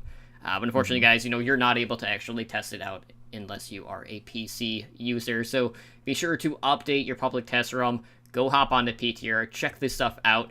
If you're familiar with Coden, I highly recommend you try to test out some scripts. And I know they do I haven't actually tried to actually use it, because I know I'm not going to be able to figure it out. But don't they do a series of checks to make sure that all the scripts are working with the Coden? Yeah, I mean that's the one part that I didn't really get into, but there is checks and balances. Like you can't call variables that haven't been set up. You can't use global variables in a local variable type of thing, or local variables in a global variables. The other way around. So there is a lot of checks in that. And the really cool thing, and Jeff talks about it in the video, is it has almost like a debugger in it. Like you can write a script and then go into a game, and the debugger is almost like a video file, and you can play it and it'll show you what all the code is doing. Like when I was working on 222, I actually used the balanced mystery heroes as a basis for the role queue. And the very first thing you have to do, because they don't have a role function, is you have to assign roles to every single hero. So if you look in that debugger, it goes through Reapers of damage, Ashes of damage, stuff like that. And you can see that literally happening as it happens as you watch. Oops, sorry. As you watch, it go back. So they put a lot of work into this. So people who are really good at coding will be right at home with this because it's very similar to a debugger. The only downside is it is very UI driven, which not a lot of coders like. But for what it is phenomenal. Like they kind of cover all bases. So like if you do something and you start a game, the game will function, but it absolutely will not do what you want it to do if the errors are popping up. And the errors pop up in chat. They'll say like you can't call this in this situation, or this is unresolved and stuff like that. So they did a phenomenal job on that side of things. Awesome. So yeah, I'll definitely keep testing it out. And I have to say, like, in regards to like new things that have been added to the game, it's really easy to just go out there and say this is probably the biggest feature post-launch that we have seen that's going to be added to Overwatch. And while obviously a lot of people have some complaints about the current state of competitive and just the overall ladder experience, when you look at something like this, the casual market for Overwatch is always going to be a bigger market at the end of the day. And this is just going to be another thing to draw people back in because, the past couple of months as a whole for Overwatch, we've definitely taken some hits at the player base. And yes, some of that does stem from some of the issues with the current rank system. Some of it kind of boils down to maybe your point of view changing on Blizzard as a whole, or with everything kind of like going on behind the scenes, or just new games coming out that have taken away your attention from Overwatch to whatever battle royale game. Like obviously a lot of people are playing Apex Legends, but there's been some major AAA titles as well coming out here as of late. But this is exactly what this game needs right now to really bring the player base back. And if you factor in this and whatever changes that are coming in regards to the rank system, I feel like we'll be in a much healthier state just as a whole for Overwatch. And it's important to note too, like this entire thing basically just spawned from 2 of the devs that are on the team. It wasn't like a massive effort across the board, so there wasn't like a huge amount of attention being pulled from something else in order to make this happen, which definitely cannot be understated, because a lot of people might have this misconception that, a ton of people were trying to put something in, and it's not, the fix that they were wanting per se. So definitely something to keep in mind when you do check this out. It's something that just spawned from really 2 guys, and just look at the amount of content that we've already seen getting made because of this. Well, and like we were talking about BlizzCon earlier, if this is what we're getting now, ahead of Anniversary, we're already supposed to get more stuff for Anniversary, although maybe this is the Anniversary stuff and it drops with whatever. I'm running myself in a circle here. But if this is what we're getting now, here's to hoping we actually get something just as substantial, or maybe even a little bit more, when BlizzCon comes around. Well, even recently after this, like Jeff Kaplan did an interview, or he was on the forums. I forget exactly what it was, but they're still planning on like a big social feature coming in summer. Like he's hammered that home. Like June, the June area, we're gonna get a big social feature. And they're playing coy as they always do with it. So this looks like I forget if it was Ramses or Totem that said it earlier, but they're like doubling down on Overwatch as like a core product. And I think this summer is going to be very exciting because of that, because we're going to start seeing stuff like this come to fruition. Because Jeff's always been like, oh, we have this top secret project, we have lots of top secret projects and stuff like that. Well, we're gonna start seeing them this summer, hopefully. This is the first one. They've already said that the second one's going to come in the form of like some social features, which you could say is either clan, guilds, possibly role queue. Like there's many different ideas out there. So that I think it's going to be a very exciting summer if you're a fan of Overwatch, or were a fan of Overwatch, and you were kind of dissatisfied with it recently, regardless of why. I think there's going to be things to come back and check out. And it may not be exactly what you're looking for, but you may like it anyway. So that I'm more optimistic for the second half of the year than I was for the beginning of the year for the core Overwatch game. Which I'm excited just to talk about on Heroes Never Die, because normally I'm regulated to the pro scene, which I'm always excited about. So it's fun to actually talk about the game itself. Well, who knows? Maybe at some point, some of these game modes that have been created by the community will be featured with the All-Star game. You never know. There's always that possibility. I'd love to see gun game, because then you get to see like how good is Ameng really on Hanzo, that type of thing. Yeah, Bumper 2.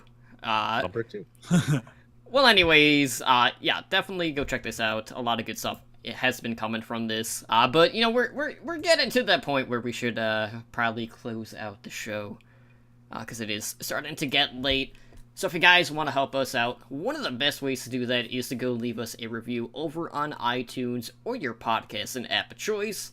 We're always looking for ways to improve the show to make for a better listening experience for you. If you would like to find additional Overwatch-related content, consider checking out Overwatch Recall, where we have a listing of Overwatch, Overwatch League, Path to Pro, Fantasy Overwatch League content over on our website at owlnshow.com/OWRecall. Then, of course, every Sunday we do the weekly recall, which is basically the entire week's worth of podcast episodes. I know this prior week we had 34 new podcast episodes. Well, 34 podcast release new episodes. Obviously, a couple of them do provide a couple of uploads a week. And of course, if you would like to support our podcast network, as we do have multiple shows, you can consider pledging to our Patreon. We have tiers starting at just $1 a month, and more information can be found at patreon.com/OWLnetwork. So you too can join the likes of our master patrons and above, Blaze and Bob, Brendan, and Gabby, in helping our network grow. So we do want to thank everyone again for the constant support. And Ed's not here. I don't know who to throw this to, because normally he's the one that shills all of that stuff. So I'll do that at the tail end, but again, I want to thank two respective co-hosts from other OWL Network podcasts, Spider and Ramses, for joining me tonight. Definitely a little bit out of the ordinary for you guys, since we tend to talk more Overwatch League on our other projects, but it's nice to have you both on, so thank you again so much for coming on. Thank you for having me. It was like the perfect team for the Battle of Dallas, though. When you got one Houston fan and one superior Dallas Fuel fan. Yeah, as opposed to OWL by the numbers, where you have that, and then two people that just love to troll Houston fans. So there is that. So if you would like to contact the show, guys, you can do so by emailing us at hndoverwatch@gmail.com. You can find us on Twitter at hndoverwatch. We have our website at www.owlnshow.com. We do have a YouTube channel where you can go check out Spider's Havana walkthrough first impressions, as well as all of our podcast episodes. We have our Power Rankings videos, which should be coming out soon, at youtube.com/Overwatch League Network. Join our community over on Discord at discord.me/OWLNshow. You can find us on Twitch 3 nights a week with our podcasts. And it's important to note, we are a Twitch affiliate. So if you would like to support the shows further, you can subscribe to our channel. You can earn our network emoticon. And that is at twitch.tv/OWLNshow. So we do have a podcast schedule. So Mondays at 7 p.m. Pacific time, we have Overwatch League Network. That is with Spider, myself, and Slambo. Maybe not all three of us at the same time. We have OWL by the Numbers, which airs Tuesdays at 6 p.m. Pacific time, which is the show Ramses and I are both on, as well as Edinar and Blazin' Bob. That is our famous...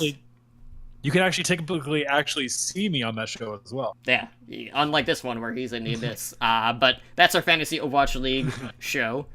This show, Heroes Never Die, is usually on Wednesdays at 5 p.m. Pacific time, but we did push it back. And you know what? Like, the amount of stuff that we got today before the podcast totally worth it. Yeah. So we normally record this one, which is our variety Overwatch show, on Wednesdays at 5 p.m. Pacific time. And then host streams typically either land on Mondays before Overwatch League Network at 5 p.m. Pacific time, or Spider usually does it Thursdays or Fridays. But you know, if we're going to be streaming, we'll usually like ping the Discord or send out a tweet, things like that. But if you would like to contact our host, you can do so over on Twitter. Edinar, who is not here, can be found at Edinar Overwatch. That sounds right. As for myself, I am on Twitter at Totally Drunk CTR. I'm at Ramses. Where can our listeners find you over on social media? You can find me on Twitter at Ramses_OW, and you can find the other show I do, Push the Point, at Push Point POD. It's where me and my friend Laboska, who's of course former Pacific Region Contenders caster and current Open Division caster, we get together, talk about Overwatch every single week. It's a good time. So yeah, those are my two things. That's where you drown your sorrows as being a Houston Outlaws fan. Oh, that's where I don't. That's why I don't get actively made fun of for being a Houston fan. I get actively pitied for being a Houston fan instead. I see. Well, I mean, I don't know if that's a good option between the both of those. But anyway, Spider, where can our listeners find you over on social media? You can find me on Twitter at SpiderGD or, at OWLN Show. Either one. I usually keep an eye on both of them. So, yeah. Alright, so with that being said, guys, we're going to go ahead and get out of here. So again, I want to thank everyone for hanging out with us tonight for our live show. You have been listening to Heroes Never Die. This has been episode 157. I've been your host, Totally Drunk, joined this week by Ramses and Spider, and we hope to see you guys back for next week's shows. Guys, have a good night. #BurnBlue. 3-2 Houston.